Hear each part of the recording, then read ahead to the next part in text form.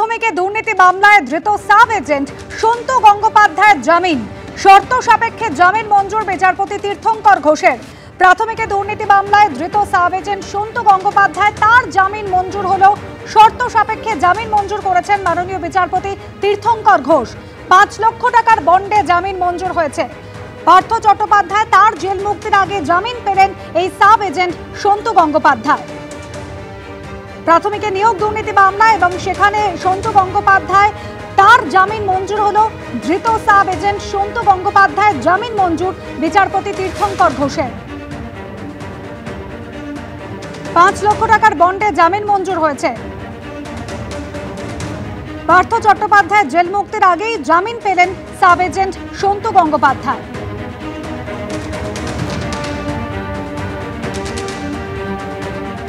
প্রাথমিকে নিয়োগ দুর্নীতি মামলা এবার ধৃত সাব এজেন্ট সন্তু গঙ্গোপাধ্যায় জামিন মঞ্জুর হলো। ৫ লক্ষ টাকার বন্ডে জামিন মঞ্জুর সন্তু গঙ্গোপাধ্যায়। এদিকে ফের বিতর্কে বিএলও ভোটারদের বাড়ি বাড়ি না গিয়ে নিজের বাড়ি থেকেই ফর্ম বিলির অভিযোগ। বিতর্কে কুলপি ঢোলাহাট গ্রাম পঞ্চায়েতের পশ্চিম লক্ষ্মীনারায়ণপুর গ্রামের ১৮০ নম্বর বুথের বিএলওর বিরুদ্ধে। গৌতম মণ্ডল আমাদের প্রতিনিধি রয়েছেন আমাদের সঙ্গে টেলিফোন লাইনে। গৌতম, কি অভিযোগ এই বিএলওর বিরুদ্ধে?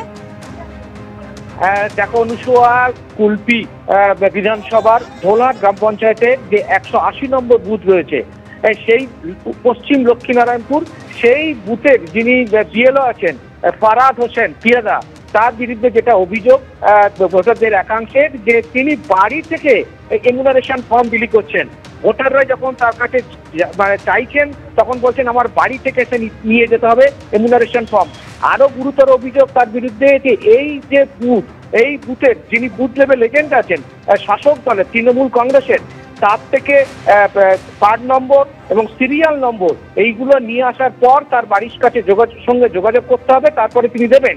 এই ঘটনা নিয়ে ইতিমধ্যে এই বুথ থেকে গত পঞ্চায়েত নির্বাচনে সিপিআইএম প্রার্থী জয়লাভ করেছিল।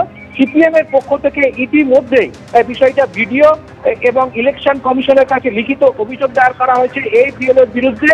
এবং আজকে আমরা যখন এই গ্রামে ঢুকলাম তখন দেখলাম এই ঘটনা প্রকাশ্যে আসার পর তিনি কার্যত কয়েকটা বাড়িতে গেলেন এবং তিনি ভোটারদের সঙ্গে বিতর্কে জড়িয়ে পড়লেন। কার্যত ভোটাররা তাকে প্রশ্ন করছেন যে আপনি কেন এত পরে এলেন, আপনার বাড়ি থেকে কেন আমাদের নিতে হবে, এনুমারেশন ফর্ম নিতে হবে, এবং সেই ছবি আমাদের ক্যামেরায় ধরা পড়েছে।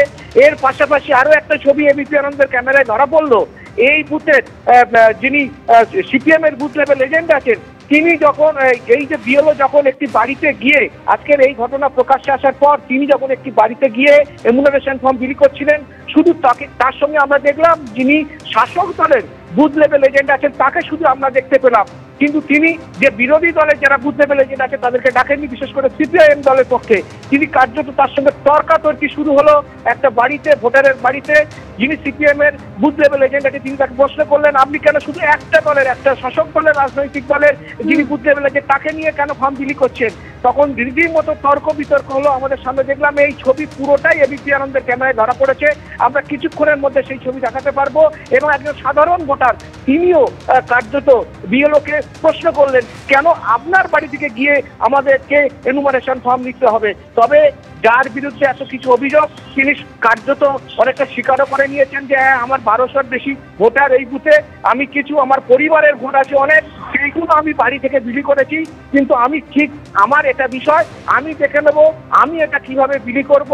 তবে অন্যদিকে তৃণমূল দলে যিনি বুথ লেভেল এজেন্ট আছে তিনিও বলছেন হ্যাঁ আমি প্রথম দিন থেকে এই নিয়ে বাকবিতণ্ডা চলে। গৌতম, কেন বিএলওর বাড়ি থেকে গিয়ে ফর্ম নিয়ে আসতে হবে? ভোটাররা বিক্ষোভ দেখিয়েছেন, কি অভিযোগ জানিয়েছেন শোনাবো, এবং একই সঙ্গে বিএল এর কি বক্তব্য দেখুন। না আমরা যাইনি, আর কি শুনবো? বাড়ি থেকে গেছিল না, আমাদের বাড়ি যায়নি না। আপনারা কি চাইছে? তা আমরা আর কি চাইবো, যেটা বাড়িতে যেটা নিয়ম আছে। হ্যাঁ আমাদের বলতেছে আজ কে বলতেছে আজ আসবে, কাল আসবে, তা আসবে দেবে।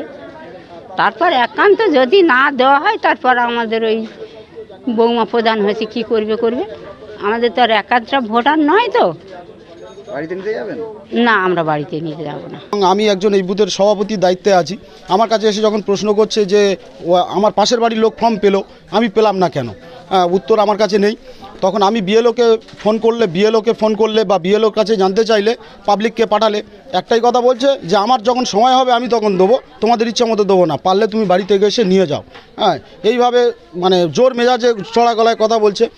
আমি অলরেডি বিডিও সাহেবকেও করেছি, ফোন করেছি, এবং আমি লিখিত আকারে বিডিও সাহেব হোয়াটসঅ্যাপে সেন্ড করেছি, সিইওকে সেন্ড করেছি এবং ডিএমকেও পাঠিয়েছি। পশ্চিমবঙ্গের ভোটার তালিকায় 6 জন বাংলাদেশিকে এবার পশ্চিমবাংলার ভোটার তালিকা থেকে বাদ দিতে চিঠি, সিইওকে চিঠি ফরেনার্স রিজিওনাল রেজিস্ট্রেশন অফিসের।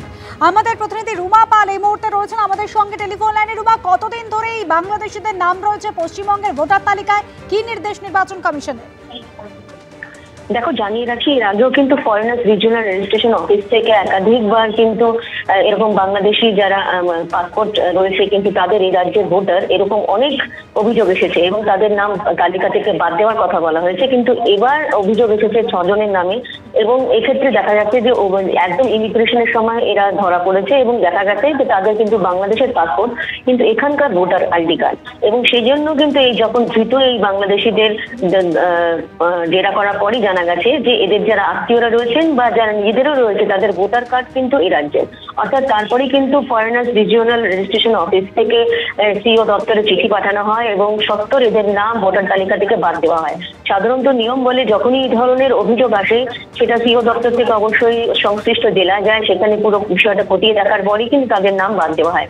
এরকম দেখা গেছে কিন্তু একাধিক ধাপে ধাপে কিন্তু এফআরআরও থেকে এই ধৃত বাংলাদেশি যাদের পাসপোর্ট রয়েছে বাংলাদেশের কিন্তু এখানকার ভোটার কার্ড, সেই তাদের কিন্তু নাম বাদ দেওয়ার কথা বলা হচ্ছে। এবং এখনো দেখা যাচ্ছে যখন এখানে প্রক্রিয়া শুরু হয়ে গেছে তখনও কিন্তু দেখা যাচ্ছে যে এফআরআরও থেকে এই ধরনের লোকজন যারা কিন্তু বাংলাদেশের পাসপোর্ট রয়েছে কিন্তু এই রাজ্যের ভোটার তাদের রয়েছে এবং তারা জালি নথি ব্যবহার করছে, এমনটাও কিন্তু অভিযোগ জানিয়ে এফআরআরও এদের নাম ভোটার তালিকা থেকে সচ্চর বাদ দেওয়ার কথা বলেছে।